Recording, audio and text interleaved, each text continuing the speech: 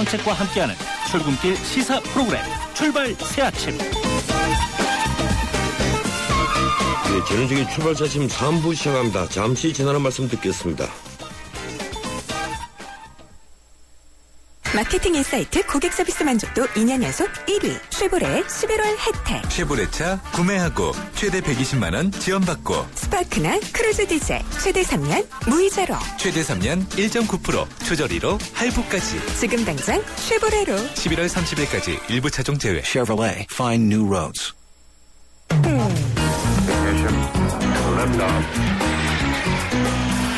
이 시각 들어온 외신 소식 국제부 리포트.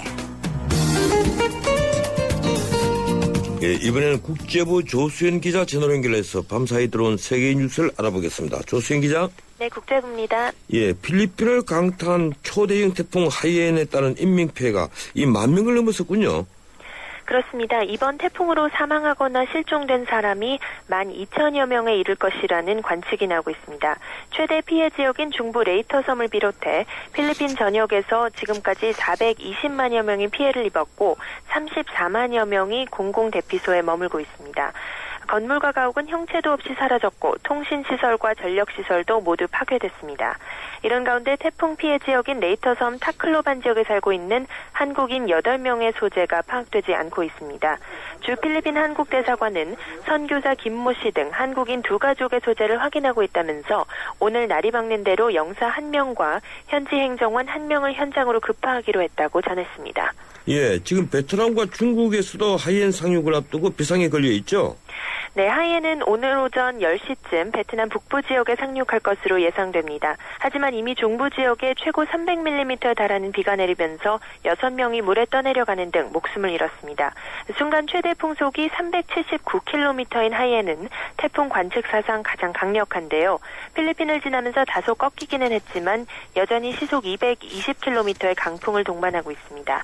따라서 베트남 당국은 60만 명에게 대피령을 내렸고 베트남 항공은 여객기 60여 대의 운항을 임시 중단했습니다. 중국 광둥성과 하이난성 등 태풍의 영향권에 든 중국 남부 지역에는 2급 경보가 발령됐습니다.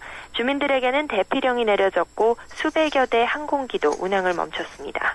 예, 주말 동안 스위스 제네바에서 진행됐던 이란 핵 협상이 결국 아무런 합의도 이끌어내지 못한 채 끝났죠? 네, 협상 당사국들이 구체적인 협상 내용을 공개하지 않아서 정확한 내용은 확인되지 않고 있습니다. 다만 협상 막판에 프랑스 측이 당사국들 간에 논의되던 합의안 가운데 이란에 대한 제재 완화 수준의 이의를 제기했고 끝내 이 부분이 풀리지 않아서 합의에 이르지 못한 것으로 전해지고 있습니다. 로랑 파비우스 프랑스 외교장관은 합의안 내용이 초기 문구와 비교했을 때 불만족스러운 부분이 있다고 말해 제재 완화 수준이 너무 높다는 입장을 시사했습니다. 이번 협상에서는 이틀째부터 미국은 물론 영국과 프랑스, 독일 등 서방국 외교장관들이 협상장에 총출동해 타격 기대가 어느 때보다도 높았습니다. 하지만 일요일 새벽까지 이어진 협상에서도 결국 막판 쟁점에 대한 차이를 좁히지 못하고 오는 20일부터 다시 협상을 벌이기로 했습니다. 지금까지 국제부에서 전해드렸습니다. 예, 고맙습니다. 조수연 기자였습니다.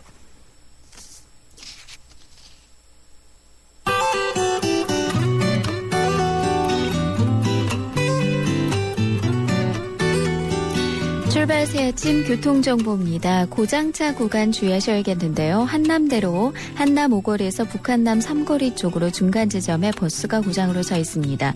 이 부분 잘 살펴서 지나셔야겠고요. 자동차 전용도로 상황을 살펴보면 한강을 따라 이동하는 길 강변북로와 올림픽대로 모두 나란히 강 동쪽으로 많이 어려운 상황입니다. 강변북로 구리 쪽으로 방화대교부터 동작대교까지 지나는데 1시간 정도 소요되고 있고요. 올림픽대로도 같은 구간에서는 50분 정도에 통과하실 수 있겠습니다. 반대쪽으로는 올림픽대교에서 한강대교 구간 정체와 서행을 반복하고 있고요. 이후로 행주대교를 조금 못 간 지점에는 고장차가 서 있는데 이 부분 지나실 때 서행 정도로 지나시고 계십니다. 동부간선도로 성수 쪽으로는 상황이 조금은 좋아졌습니다. 지금은 중랑교 이후로 성수 분기점까지만 속도를 줄이시면 되겠습니다. 지금까지 출발 새아침 교통정보 유보연이었습니다.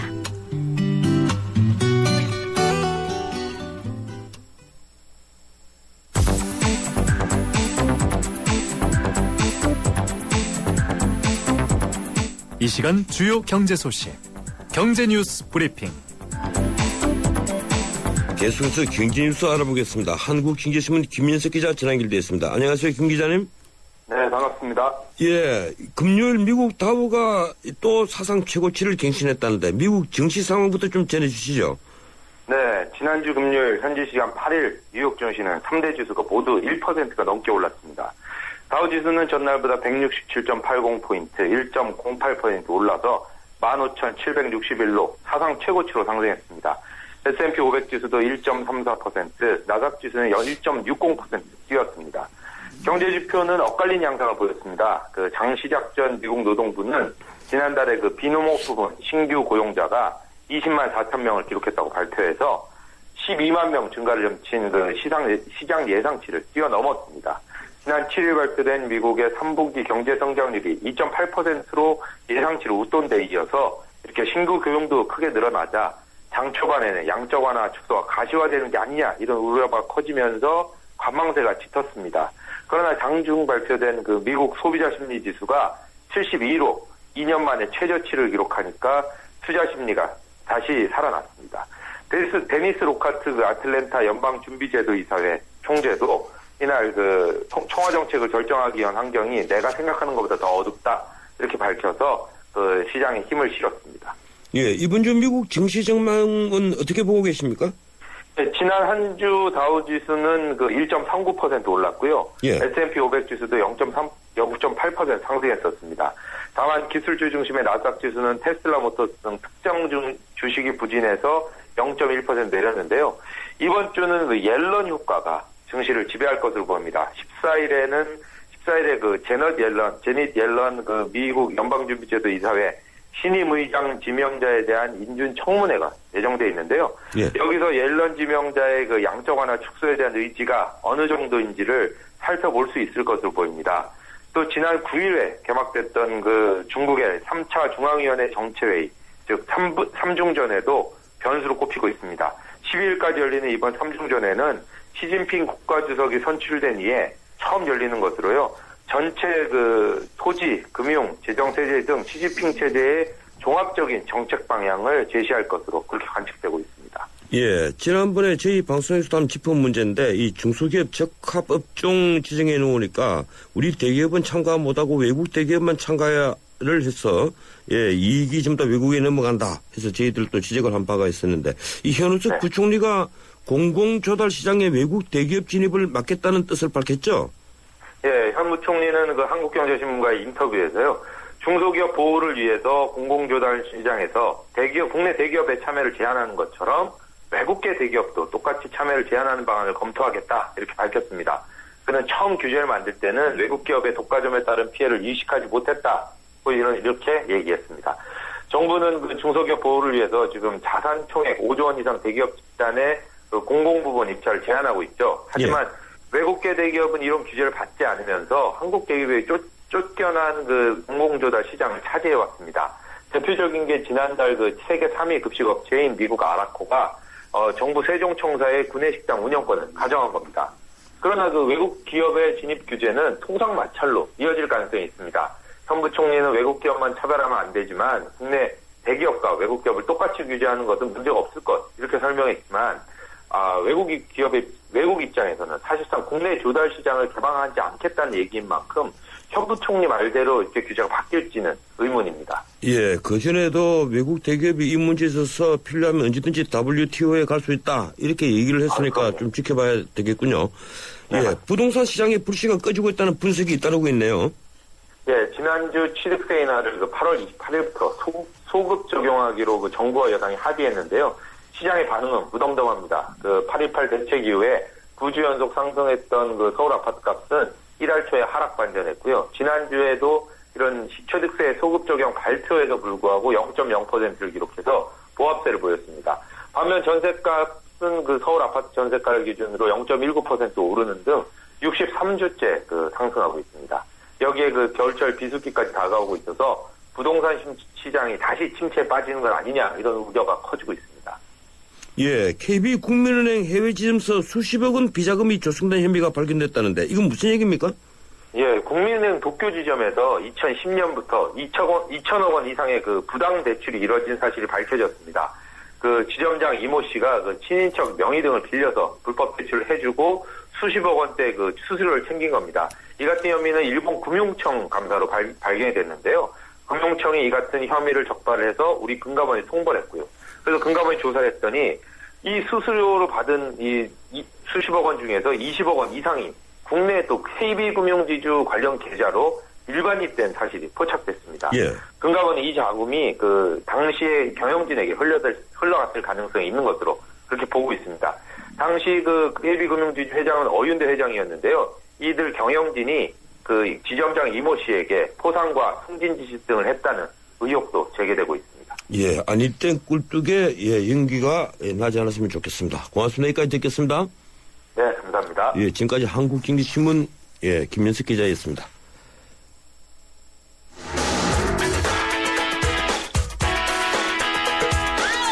안녕하세요. 배우 손창민입니다. 매일 아침 출근길을 밝혀주는 세상살이 길잡이. 여러분은 지금 저와 함께 YTN 라디오 전원책의 출발 새 아침을 듣고 계십니다. 날씨가 갑자기 추워졌습니다. 오늘 서울의 아침 기온은 영하 1도라고 합니다. 이럴 때 감기 환자가 많이 늘어납니다. 그런데 요사이 감기는 참 독하고 질긴 것 같습니다. 그래서 다들 독감 예방 주사를 맞으려 하는데요.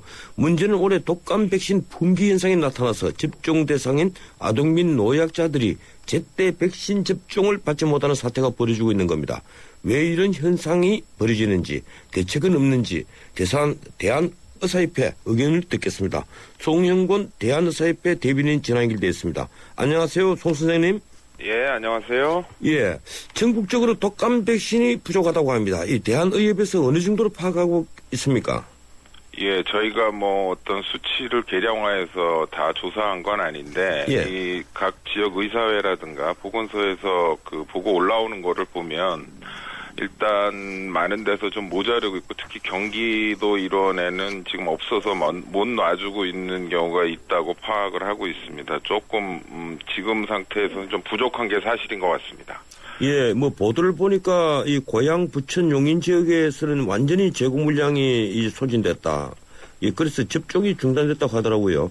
네. 예, 그런데 작년만 해도 2,213만 도제가 생산이 돼서 이 백신 재고가 넘쳐났고 그래서 400만 도제 정도를 폐기했다. 이렇게 제가 들었는데 식품의약품 안전처 얘기로는 예, 그래서 올해 20% 감소한 1,769만 그러니까 한 1,800만 정도만 초라 승인을 받았다고 얘기를 합니다. 그런데 작년의 경우를 비교해 보면 부족하지 않아야 정상적이지 않습니까? 원인이 어디에 있는 겁니까? 예, 이게 이제 독감 백신이 한 군데 의료기관이라든가 한 종류로만 접종이 되는 것이 아니고, 노인이나 노약 어린이 같은 경우는 무료 접종 대상이기도 해서 보건소, 예. 개인 병원, 종합병원 여러 가지 그 의료기관에서 지금 접종을 하고 있거든요. 그래서 저희가 파악한 바로도 수요와 공급이 정확하게 공급이 훨씬 부족한 건 아닌데 어떤 유통의 문제라든가 시기상의 문제로 파악을 하고 있습니다. 예, 그러니까 이 유통에 문제가 있다, 또 시기와 연결돼가 이런 말씀이신데, 네네. 예, 저희들이 보도 자료를 쭉 확인해 보니까 2011년, 2012년 모두 2천만 명분의 그 백신을 도입을 했는데, 네. 그 중에 평균 이제 400만 명 정도의 백신을 폐기했다고 합니다. 남았어요. 네. 이 최근 3년간 그래서 1,000만 명분 700억 원어치 예산을 낭비했다는 건데요. 네. 왜 이렇게 수요 예측을 제대로 하지 못한다고 보십니까? 이 독감이라는 예방 백신의 그 제조 과정을 보면 예. 제일 처음에 이제 연초에 WHO에서 세계보건기구에서 올해 유행할 그런 균주를 예측을 해서 그거에 대해서 이렇게 독감을 만들라고 가이드라인이 내려오면 예. 제약회사에서는 그거를 가지고 독감 백신을 상용하기까지 시간이 한 6개월에서 많게는 6개월, 짧으면 한 4개월 정도까지 시간이 걸립니다. 왜냐하면 이 백신이라는 거는 공장에서 약품을 섞어서 찍어내는 그런 그 약이 아니라 살아있는 무정란 같은 데도 주입을 해서 그 생체적으로 만드는 거기 때문에 시간이 일단 오래 걸리기 때문에 예측이 굉장히 중요한데 예. 이 예측이 한 3년간 조금씩 오버가 됐고 그런데 한 2005년에부터 이제 그 사스라든가 여러 가지 인플루엔자에 대해서 전 세계적 유행이 좀 많이 돼가지고 국민들이나 그 의료 소비자 입장에서 이런 거는 좀 맞아야겠다는 경각심이 많이 일어나고 실제로 그 예방 접종을 한 사람과 안 한 사람이 겨울에 이제 독감 걸리지 않고 건강하게 지내는 게 이제 알려지고 난 다음부터는 조금씩 수요가 올라가고 있고 국가에서도 이거를 국가 권장 사업으로 가야지 나중에 생기는 추가적인 의료비가 훨씬 더 줄어드는 면이 있기 때문에 예. 조절을 해 오기는 했는데 한 3년 전까지 조금 뭐 많고 그게 오버가 되고 그러면 제약회사 입장에서는 그거를 다 버려야 되는 거거든요. 예. 이제 제일 좋은 거는 10개 필요하면 10개를 딱 만드는 시스템이 있으면 좋은데 사람이 하는 일이고 그해 날씨가 어떻게 되고 그런 상황을 잘 모르기 때문에 약간의 여유를 두고 어떤 공급량을 예측을 한 건 분명한데 이번 같은 경우는 이제 의료기관이나 이런 데 분배하고 뭐 이러는 과정에서 제약사들이 여유가 없으니까 그런 거를 이제 딱 맞춰서 마케팅을 한 면도 있고 여러 가지로 갈라지고 지자체별로 이렇게 그 사업을 하고 이러다 보니까 여유 있게 한 것이 사실 수요 예측이 약간 힘들어졌다고 볼 수가 있겠습니다. 예, 그렇군요. 이 근본적으로 이게 딱 맞출 수는 없는 문제군요. 네네. 예, 이 외국의 경우는 그럼 어떻게 하고 있는 겁니까? 외국도 마찬가지로 근본적으로는 딱 맞추는 거에 대해서 타겟팅을 하는 것이 아니라 장기적인 계약을 합니다. 백신 같은 경우는. 그래서 자본주의 경제체제 안에서 이윤을 추구하는 기업들 보고 손해를 보라고 할 수는 없는 노릇이기 때문에 어떤 폐기 물량이 생기거나 이런 것도 좀 커버할 수 있는 이런 장기 계약으로 들어가서 나라에서 어느 정도 사주는 것을 보증하는 이런 정도로 제도가 그 시행이 되고 있다고 알고 있습니다. 예, 그렇군요.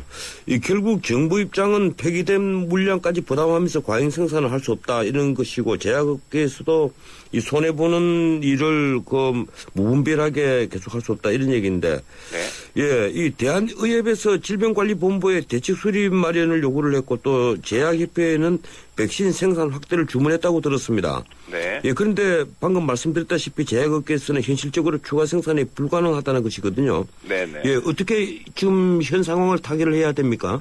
현 상황에서도 아까 말씀드린 대로 공급이 절대적으로 부족한 게 아니라 어떤 그 균형의 문제, 배분의 문제이기 때문에 예. 있는 의료기관에서는 그거를 홍보를 해서 빨리 놔주고 없는 의료기관보다는 다른 쪽으로 돌리는 그런 게 전체적으로 조율을 할 수 있는 게 필요한 것이고요. 다만 이럴 때 자본주의 경제 논리에 입각해서 부족하면 가격이 올라갑니다. 예. 이런 부분은 좀 막아줘야 될 필요가 있는 것이고요. 근본적으로는 이 독감 백신에 있어서 어떤 그 조절, 최소한의 규제 내지는 이런 것들이 정부와 제약업계와 의사단체가 같이 내년부터 머리를 좀 맞대고 수요 예측도 제대로 하고 분배나 이런 것도 제대로 하는 그런 협의체 같은 게 필요한 시점이라고 생각을 합니다. 협의체를 해서 이제 수요 예측을 함께 하고 네. 이 생산을 하면 좋겠다 이런 말씀이시군요. 네네.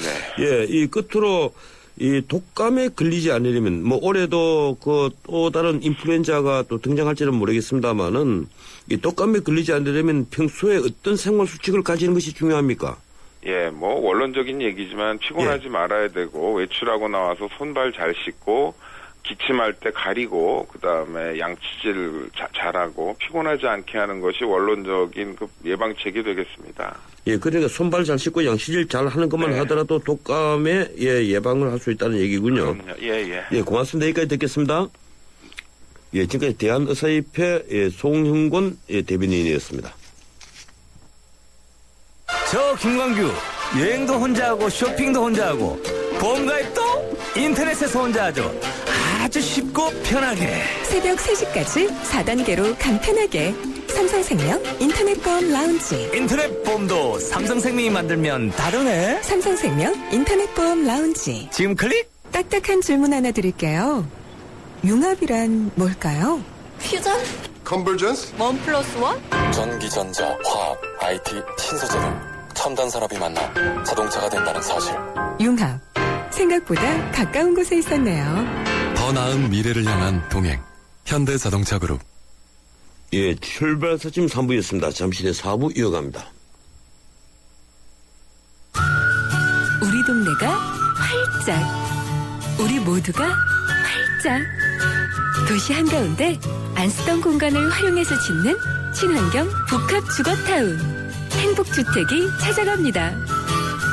직장은 훨씬 가까워지고 신혼부부나 대학생에겐 집값 부담이 줄어들고 모두가 신나고 활기찬 우리 동네. 기대하세요. 당신의 가장 가까운 곳으로 행복주택이 찾아옵니다. 행복이 활짝. 이 캠페인은 국토교통부와 LH, 코레일, 한국철도시설공단이 함께합니다.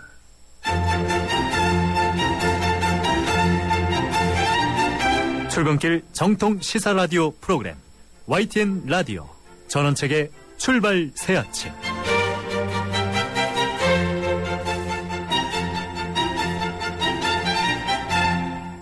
예, 전원책의 출발 새 아침 4부 시작합니다. 잠시 지나는 말씀 듣겠습니다.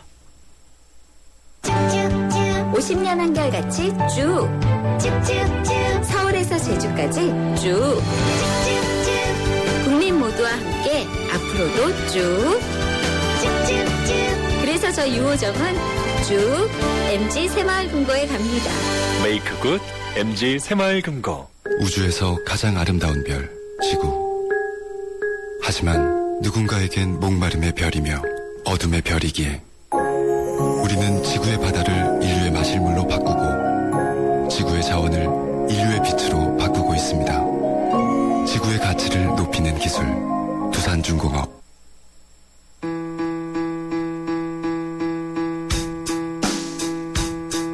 삶을 위한 정치, 궁금한 정치의 속이야기. 출발 새 아침 정치 포커스. 매주 월요일 한 주간의 정치 상황을 살펴보는 정치 포커스 시간입니다. 이 시간 함께하는 두 분 소개해드리죠. 위즈덤센터 황태순 수석연구위원, 정치평론가 박상명 박사. 두 분 어서 오십시오. 안녕하세요. 네, 안녕하십니까. 예, 오늘 또 시간은 짧은데 나눠야 될 얘기는 많은 것 같습니다. 유럽 순방을 다녀온 박근혜 대통령 지지율이 좀 오른 것 같아요. 한 5% 올랐던데요. 해외 다녀오면 지지율이 오르는 이유가 뭘까요? 먼저 황 의원님. 오늘 날이 무척 춥죠? 예. 근데 마치 이번에 갤럽 조사 보니까 5%포인트 상승을 했더군요. 또 다른 조사기관도 보면 한 3%에서 4%포인트 올랐는데, 대개 이제 보면 해외 순방 가면은 해외 순방은 그야말로 우리나라의 모든 행정 능력, 모든 것을 갖다 뿜어내는 잘 짜인 시나리오에 의한 멋진 한 편의 드라마입니다. 그런 드라마를 보고 지지율이 안 오르면 좀 이상하죠. 또 아무래도 보면 외교, 경제 모든 파트가 힘을 모아서 국위 선양을 위해서 한 편의 드라마를 갖다 연출했는데 당연히 오르는 것이고요. 다만 보면 이제 박 대통령 올해가 5번째 해외 순방입니다만 다녀오시면 쫙 올라요. 그러다가 조금씩 더 빠집니다. 왜냐하면 국내 문제에 들어오면은 국내 문제는 아시다시피 각본 없는 드라마거든요. 야당과 싸워야 되고 시민단체와 좀 힘겨루기 해도 그러다 보면 거기에서는 좀 빠지고 그런 일이 반복되고 있는데 어쨌든 박근혜 대통령 이번에 6박 8일 동안에 서유럽 일정으로 이제 올해 해외 순방 일정 마쳤습니다만은 국내 문제도 잘 챙겨주시기 부탁드립니다. 예, 각본 있는 드라마, 각본 없는 드라마 이렇게 나눠보셨군요. 네, 박상문 박사님. 역대 여론조사 대통령의 그 국정 지지와 관련해서 쭉 자료를 보면은 해외에 나가서 점수를 잃은 경우는 거의 없습니다. 예. 해외에 나가면은 앞서 말씀하신 것처럼 짜여진 각본도 그렇습니다만은 사전에 조율을 해서 대통령은 사인만 하고 오기 때문에 상처보다는 성과만 가지고 오는 거죠. 어느 대통령이 그랬습니다. 그 성과가 크고 적고의 문제는 있습니다만은 그래서 해외 성과를 가지고 오는 대통령한테 지지율이 높아지는 것은 너무도 당연한 것이고 높아지지 않는 것이 이상한 거죠. 더더욱 이번 같은 경우에는 대통령이 없는 사이에 참 일들이 많지 않았습니까? 많았죠. 참 많았죠. 정말 많았죠. 그 사이에 여야는 끊임없는 정쟁을 반복하고 있는데 대통령께서는 해외 저 멀리 영국까지 다녀오셔서 큰일을 챙겨왔다. 오히려 더 높아질 수 있는 여지가 있었던 것이요. 그래서 이런 것들이 국내외 상황과 맞물려가지고 대통령 지지율이 한 5%포인트 정도 상승한 것으로 이해를 하고 있습니다. 예, 두 분이 그 대통령 없는 동안에 많은 일이 있었죠, 없었죠. 예, 그렇습니다. 그거 주고 받으시는데 통합진보당 해산 심판 청구, 예, 그게 가장 큰 사건으로 봐야 되겠죠. 그렇죠. 아무래도 보면 대통령 해외 순방 중에 보면은 전자 결제를 통해서까지 모르겠습니다. 그렇게 시급한 문제였는지 잘 모르겠습니다만은 어쨌든 65년 헌정사상 처음으로 보면은 정당 해산 심판 청구를 했는데 뭐 그런 부분들 또 거기에 또 맞붙여서 지난해 대선 후보자였던 문재인 의원의 출석 그다음에 신야권연대라고도 하고요. 누구 연석회의라도 합니다만 어쨌든 뭐 야권연대 시즌2 그게 지난 한 주 동안에 있었던 일입니다. 그건 귀국 후에 동시에 나온 겁니다.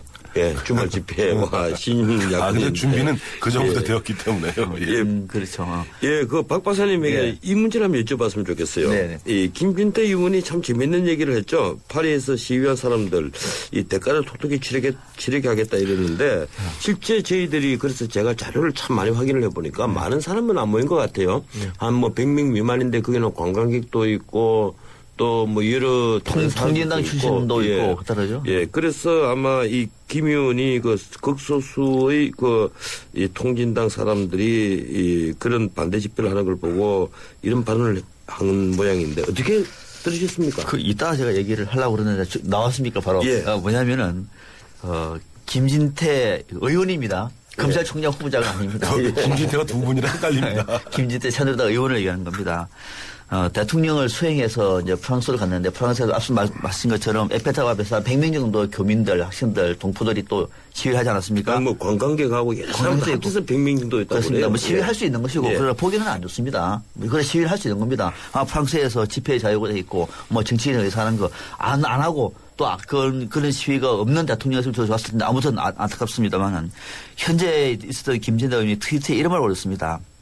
이번에 파리에서 시위한 사람들 그 대가를 톡톡히 치르도록 하겠습니다. 채정사진 등 관련 증거를 법무부를 시켜서 헌재에 제출하겠습니다. 그걸 보고 피가 끓지 않으면 대한민국 국민이 아닐 거려 이런 걸 올렸습니다. 그 헌재에 제출한다는 걸로 봐서 통합진보당 쪽에 있는 사람들 얘기하는 것으로 보고 있군요. 네, 그렇습니다. 예. 그렇겠죠. 근데 이게 적절합니까?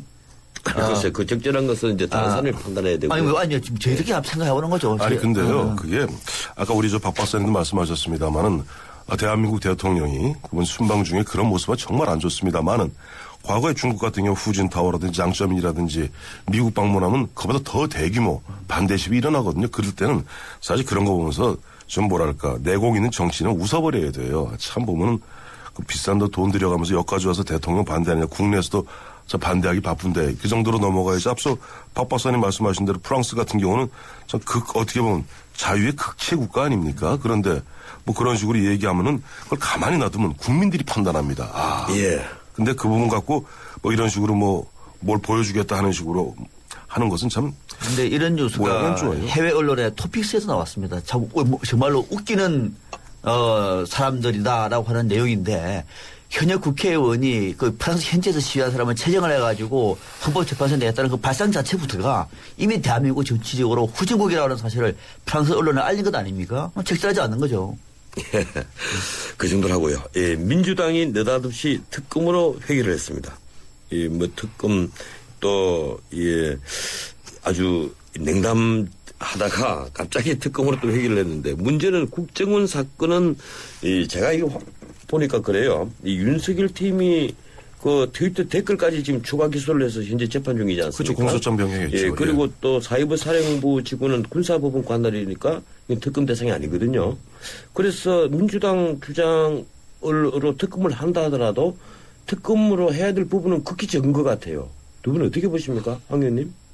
이번에 보다 우리 짐작하고 있지 않습니까? 보면 김한길 대표를 중심으로 한 민주당의 뭔가 추동력, 국정 운영에 장악의 추동력이 떨어지는 가운데 이른바 야권연대 시즌2로 넘어가기 위한 뭔가 가교라고나 할까요? 그 시즌2의 고리로 본다 이거죠? 고리라고나 고리 할까? 역할. 예. 내지는 뭡니까?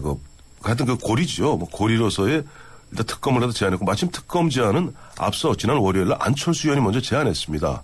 제안하고 금요일 날 김한길 대표가 받아들임으로써 어쨌든 안철수 의원까지를 포함한 야권 연대 시즌2를 갖다 개막할 수 있는 불쏘시개 역할을 했거든요. 그러니까 그 정도 의미로 보는 것이 야당도 이것이 실제 특검이 이루어지리라고 생각하지는 않는 것 같습니다. 예, 박상근 박사님 좀 반대되는 의견이시죠? 예, 야권이 안 되려고 생각하지 않고요. 야권은 특검을 해서 진실을 밝혀야 되는 입장이 확고합니다. 그러면 지금 예산안이나 법안 처리와 연계를 해서 반드시 특검을 관찰하겠다 이런 판단하고 계십니까? 이제 그거는 그를 거치는 가능성도 있다고 봐요. 예. 왜 그러냐면은 지금 특검 얘기는 이제 앞서 명분으로는 그동안에 계속 주장해왔던 국정원 대선 계획과 맞물렸기 때문에 양보할 수 없는 것이고 실리적으로도 두 가지가 있는 거죠. 하나는 뭐냐면은 특검을 통해서 문제를 푼다라고 얘기하면은 지금 이 꼬여있는 난국을 풀 수 있는 주도권을 민주당이 칠 수가 있는 거죠. 이를테면 특검을 통해서 대선 관련돼 있는 것들을 다 정리를 하고 나머지는 정치에 집중합시다. 민생에 집중합시다라고 하는 얘기를 선점할 수가 있는데 뭐이고 또 하나가 이를 통해서 야권연대가 정책적으로 더더욱이 국정원 계획 문제를 가지고 야권의 정책연대가 가시화되면은 또 엄청난 성과가 있는 것이죠. 그래서 명분과 실리가 다 있는데 이것을 중간에 만약에 전략적으로 안 해도 괜찮으니까 이렇게 가버리면은 이거 다 잃어버릴 수가 있는 거죠. 그래서 실제로 추진할 겁니다. 제가 볼 때는 이것을 추진하기 위해서 어쩌면은 민생 현안이라든지 또는 새 예산안 문제와도 연계할 가능성이 저는 상당히 높다고 봅니다. 예, 황 의원님. 그렇게 되면 굉장히 역풍이 셀 텐데요. 예, 황 의원님. 이 문제가 이 민주당에서 그동안에 그 친노파, 비노파, 그리고 강경파 혹은 온건파. 네. 이런 이제 내부적인 그 갈등이 있었다. 이런 이제 관측이었는데. 네. 이 문제에 있어서 민주당이 의견 통일이 잘 될까요?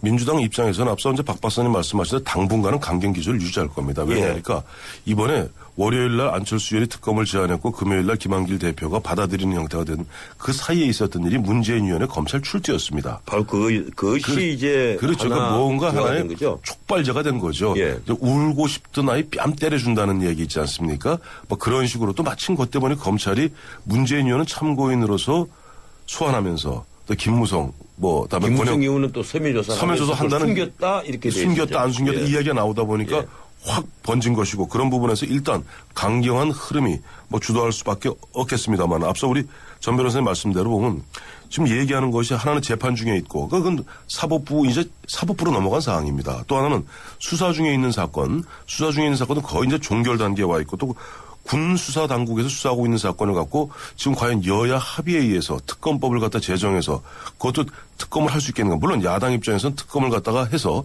내년 6.4 지방선거까지 질질 끌고 가고 싶어 하겠죠. 그러나 그 현실적으로 여당이 받아들일 가능성이 거의 전무하다는 것을 야당도 알고 있기 때문에 그렇다고 해서 이걸 민생 문제라 예산 문제를 연결시킨다 그러면 자칫 후폭풍이 말릴 수 있지 않을까 봅니다. 그렇죠. 맞습니다. 민생 문제가 좀 중요하죠. 민주당의 아픈 대목입니다. 그러면 그렇다고 반대로 또 민주당이 국정원 계획 포기하고 민생 문제 한다 그래서 국민들이 박수치지 않습니다.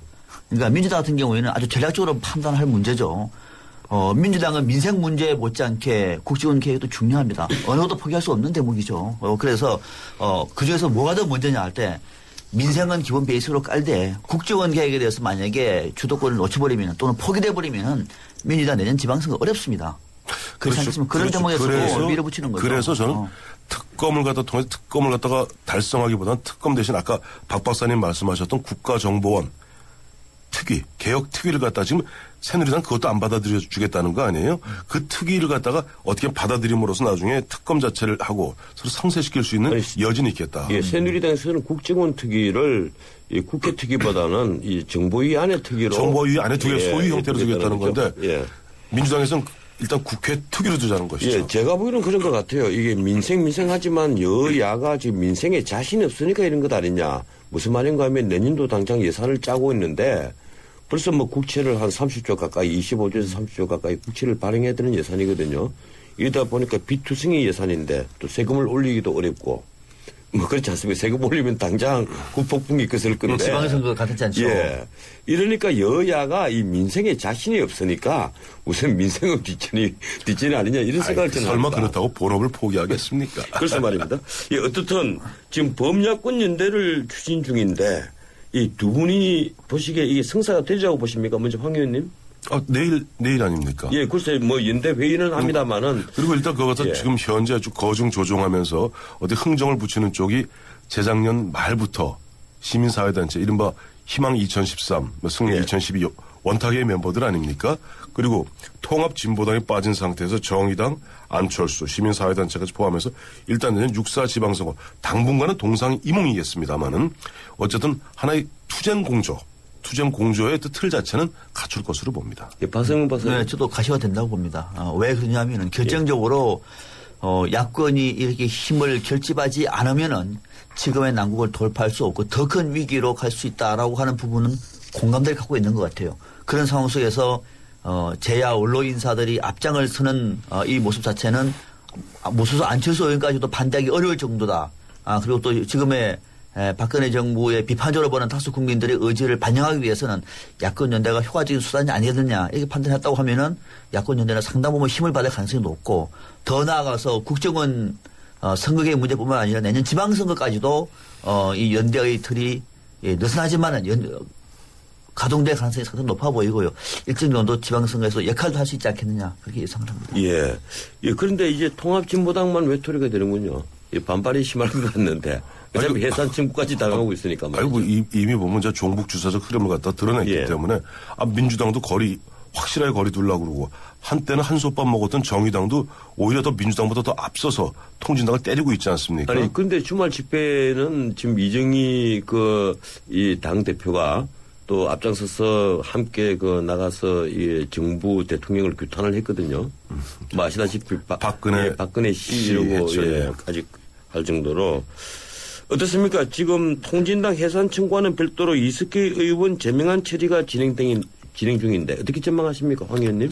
제명은 쉽지 않을 겁니다. 제명이라는 것은 우리 개헌하고 똑같은 요건이에요. 국회의원 한 명 제명하기 위해서는 3분의 2 이상, 제적 3분의 2 이상이 찬성해야 됩니다. 민주당이 일단 동의를 해줘야 되겠죠. 민주당이 동의 안 하죠. 지금 민주당이 지금 범야권 시즌2 들어갔는데 그 범야권 시즌 때 백낙청, 함세웅 신부, 백낙청 교수, 김상근 목사 등 그런 분들이 뒤에서 어떻게 보면 큰 어른 역할하고 있는 가운데 민주당이 찬성하겠습니까? 그거는 이미 제명은 어렵다고 봅니다. 과거의 분위기를 봐서 동의할 것으로 보이는데 박 박사님 어떻게 보십니까? 민주당이 동의하지 않죠. 예. 지금 민주당은 쉽게 말하면 지금 전국의 주도권을 쥐고 있는데 새누리당 판에 박수를 쳐주면 정말 바보 같은 일을 하는 거죠. 민주당의 전략적인 포인트에서 보면. 민주당이 지금 주도권을 잡고 있다고 보시는군요. 지금 이제 주도권을 잡기 위해서 지금 연석회를 하고 있는 건 아닙니까? 발자루를 잡기 위해서. 그렇습니다. 여기 하고 있는데 여당이 주장하는데 덜컥 오케이 그렇게 합시다 가버리면은 판이 바뀔 수가 있기 때문에 동의하지 않을 것이고 더더욱이 이석기 의원 같은 경우에는 지금 재판 진행 중인데 아직 결과가 안 나왔는데 민주당에서 유죄를 간주를 해가지고 판결을 하는 것은 상당히 부담이 되겠죠. 물론 이석기 의원을 지지하지는 않겠습니다만 그런 절차적인 문제까지 고민한다고 얘기하면은 민주당이 동의할 가능성이 그렇게 높아 보이지 않습니다. 맞습니다. 박 박사님 말씀대로 이석기 의원에 대한 첫 공판이 내일이에요. 지금까지 이제 내일 준비 기일만 있었어요. 준비 절차 기일이었고요. 자, 이제 짧은 답변을 하나씩 구하겠습니다. 이 윤석열 전 수사팀장에 대해서는 어떻든 징계가 결정된 것 같습니다. 아직 정직 3개월이냐 2개월이냐 이런 내용은 정하지 않은 것 같고요. 그리고 이 조윤건 서울중앙지검장에 대해서는 그냥 무혐의 결정이 된 것 같고 두 분 의견에 대해서 두 분 의견을 좀 듣겠습니다. 황 의원님? 대검 감찰본부가 이제 그렇게 결정을 내렸다고 알려져 있어요. 근데 그건 적절한 조치라고 봅니다. 왜냐하니까 그 정치적인 부분을 다 걷어내고 실제 그 조직원으로서 제대로 규정과 절차를 밟았느냐 이 문제만을 갖다 감찰본부에서는 다툰 것이기 때문에 여기에 굳이 정치적 의미를 갖다 덧붙일 필요는 없을 거라고 봅니다. 박 박사님? 저는 절차 문제가 중요했다고 얘기하면은 그 절차를 어길 수밖에 없게 만든 본인의 지휘부의 책임은 없습니까? 라고 물어보고 싶어요. 조영건 중앙지검장 같은 경우는 지휘 책임을 물어서 먼저 징계를 하고 난 다음에 그 밑에를 정리를 하는 것이 국민들이 보다도 납득하지 않습니까? 지검장은 그대로 놔두고 아무런 문제 없고 수사팀장하고 부팀장만 징계하는 방식이 국민들이 볼 때 검찰 공천했다라고 판단하기는 상당히 어렵다라고 하는 측면에서는 저는 부적절하다고 보고 있습니다. 이 부분에 있어서는 두 분의 시각이 완전히 깔리는군요. 오늘 아침 조간신문을 보는 것 같습니다. 그렇습니다. 끝으로 한 주간의 베스트 워스트 이걸 좀 듣겠습니다. 이 주리 베스트 황 의원님 누구 뽑으셨습니까? 베스트는 별로 안 보이던데요. 안 보이는데 그러다 상종칼을 친 분은 있죠. 누굽니까? 안철수 의원이죠. 안철수 의원을 베스트로 뽑았습니까? 베스트가 아니라 상종칼 쳤다고 그러지 않았습니까? 좋다 나쁘다의 베스트가 아니라 그냥 상종칼 친 지난 월요일 날 이른바 특검 제안하고 그다음에 결국 금요일 날 민주당이 받아들이면서 범야권 연대 한 축으로 들어갔기 때문에 안철수 의원은 그동안 존재감이 거의 미미했었거든요. 마침 어제죠. 보니까 466명 실행위원들도 추가로 발표하고. 그런 의미에서 베스트다. 베스트가 아니라 하여튼 상종칼 쳤다. 그 베스트. 주제가 베스트입니다. 주제가. 베스트입니다. 알겠습니다. 박상현 박사님? 저는 서울시 특별 징수팀을 꼽았습니다. 무슨 이유입니까? 뭐냐면은, 지난달 31일부터 지난 2일까지요. 이 특별수사 징수팀을 꾸려가지고 악질 체납자 12명을 만나러 해외 출장 미국에 갔습니다. 가서 29명으로부터 국내 자산 압류 등등을 해가지고 1억 한 1,000만 원 정도를 징수했다. 예. 어제 발표했습니다. 출장비 얼마 썼는가요? 출장비 그건 안 나왔습니다. 얼마 나오니 그 출장비는 안 나왔는데. 아마 비즈니스 클래스 타고 간 건 아니겠죠? 그거는 추후에 물어보면 그건 아니겠죠. 예. 또 하나가 5명한테는 또 2억 6천만 납부 계획서까지 받아왔어요. 끝까지 그랬군요. 징수하겠다. 예. 이런 분들한테 정말로 우리 국민이 박수를 불렀으면 좋겠다. 제가 왜 출장비를 물어봤는가 하면 출장비를 얼마나 들이더라도 출장비를 더 많이 들이더라도 징수해야 된다는 얘기입니다. 그러셨습니다. 그래서 제가 물어봤습니다. 깜짝 놀랐습니다. 많이 쓴 줄 알고. 자, 이주리 워스다. 아이고, 전 변호사님은 베스트 누구예요? 저는 베스트를 고민을 하다가 박근혜 대통령을 뽑았습니다. 위기 관리 능력. 이 자동차에서 내리다가 이 런던 시장 초청 뒤에 드라마틱에 엔트리하시려고 엎어질 뻔했죠. 이 치마끈을 밟고 사실 엎어졌죠. 근데 그때 제치는 말을 했습니다. 드라마틱 엔트리. 예, 극적인 입장을 했다. 그리고 또 퇴장할 때는 한술 더 떴죠. 화이트 엑시트. 나갈 때는 조용히 이렇게 말을 한 겁니다. 이 임기응변에 대한 국가 원수의 하나의 능력을 보여주지 않느냐. 참 대수롭지 않은 것 같지만 이게 굉장히 중요한 것이거든요. 그래서 저는 이주리 베스트. 아마 제가 처음으로 박근혜 대통령 뽑은 것 같아요. 예, 이주리 워스트 뽑겠습니다. 황태순 의원님. 저는 박근혜 대통령 말씀하셨으니까 박근혜 대통령을 박근혜 씨라고 부른 이정희 통합진보당 대표를 갖다가 워스트로 뽑았습니다. 예, 뭐 이유를 묻지 않아도 알 수 있을 것 같습니다. 박성명 박사님. 저도 앞서 말씀을 드렸는데요. 국회의원 새누리당 김진태 의원입니다. 예. 검찰총장 후보자 아니고요. 예. 김진태 의원 파리 시위자들에게 이렇게 말하는 것 자체 국제적으로 개망신한 겁니다. 우리 전 변호사님은 누굴 워스트로 뽑으셨습니까? 예, 저는 아까 상종관을 쳤다는 안철수 의원을 워스트로 뽑았습니다. 어이고. 느닷없이 특검 주장한 것도 온당치 않은 데다가 기대를 가지게 했던 실행위원 발표. 어제 466명 예, 발표했죠. 466명이죠. 이 전국 정당화에는 대단히 미흡해 보이는 그 사람들인데 이분들을 뽑고 나서 지금 정당화를 하겠다. 거기에다가 그 내용을 보니까 정의당 출신, 자유총연맹 출신, 새누리당 출신 이런 분들 혼재돼가 있습니다. 이것이 새 정치인가 참 기대했던 사람들에게 회의감을 많이 들게 하는 인생이 아닌가 이런 생각이 들더군요. 네, 알겠습니다. 예, 새 한 주에 다가오는데 이번 주가 이제 여야 격돌이 장애될 것이다 이런 예측들이 많이 있거든요. 그렇죠. 예, 짧게 당장 한 오늘, 20초씩 오늘부터 황 의원님 어떻게 예상하십니까? 오늘 인사청문회부터 인사청문회 3일 있죠. 예, 글쎄요, 인사청문회 어떻게 3일. 예상하십니까? 이 여야의 격돌. 여야 격돌은 아마 11월 18일 날 있을 박근혜 대통령 시정 연설을 앞두고 아마 그게 보이콧 할 거냐 안 할 거냐. 보이콧 하느냐 안 하느냐 이 굉장히 보면 치열하게 맞붙을 텐데 만약 저는 새누리당 입장에 한 가지 여기서 어드바이스를 하나 해드리고 싶어요. 개념치 말고 대통령 시정 연설하기 하시라. 예. 어떤 경우든. 예. 저는 박사님 40초만? 40초입니까? 10초. 10초. 예, 민주당 보이콧 하지 마십시오. 예, 알겠습니다. 민주당 보이콧하면 안 된다. 예, 두 분 얘기 여기까지 듣겠습니다. 예, 매주 월요일 준비해드리는 그 정치 포커스. 예, 오늘은 박성명 박사, 황태순 의원의 재치 있는 말로 끝맺음이었습니다. 고맙습니다. 여기까지 듣겠습니다. 모카골드. 준기야, 다른 건 왜 이 맛이 안 날까? 상현 선배, 손 좀 줘봐요. 원두? 원두 좋아진 거 느껴져요? 더 좋은 원두로 더 맛있어진 모카골드가 시작됩니다. 맛있다. 맛있는 커피의 황금 비율, 맥심 모카골드. 지섭씨, 맛있는 김장 준비 됐죠? 절이고 무치고 김치 한 입. 첫 맛은 내가, 깊은 맛은 김치가. 뽀뽀로 답해주고픈 김치 한 입. 첫 맛은 내가. 깊은 맛은 김치가. 푸푸푸푸푸 위메프. 바람 분다 신상 자켓 싸게 사고프다 위메프. 세이카야시 우리 자기 최신 디카 사고프다 위메프. 무료 배송 5% 정리 200% 최저가 보상까지. 이승기 이서진도 쇼핑은 위메프. 자세한 내용은 홈페이지를 참조하세요. 예, 오늘 청취자들이 보내주신 사연입니다. 1127님, 정치인들 뻔뻔합니다. 여야 할 것 없이 민생 놔두고 서로 내탁 공방만 한다.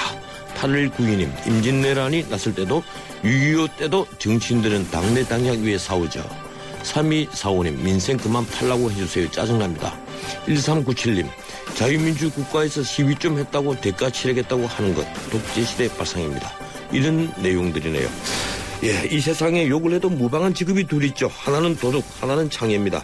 그런데 이 세상에 가족에게 의직이 아닌 도둑이 어디 있으며 가족에게 심층이 아닌 창녀가 어디 있겠습니까? 그런데도 그들이 지향할 수 없는 건 도덕성 때문입니다. 그런데 최근 욕을 해도 무방한 직업군이 자꾸 늘어나는 것 같습니다. 놀랍게도 새롭게 욕을 듣는 직업군은 도둑이나 창녀와는 다르게 하나같이 배운 자들입니다. 공기업 임직원들, 고급 관료들, 진영 논리에 빠져 진실을 외면하는 언론인들, 정치인들, 그리고 법조인들이 그들입니다. 그러고 보니 저도 여기에 들어갑니다. 가을이 깊어갑니다. 오늘은 여기까지입니다. 진흥책의 출발사침 지금까지 진행의 진흥책 변호사였습니다. 내일 뵙죠. 고맙습니다.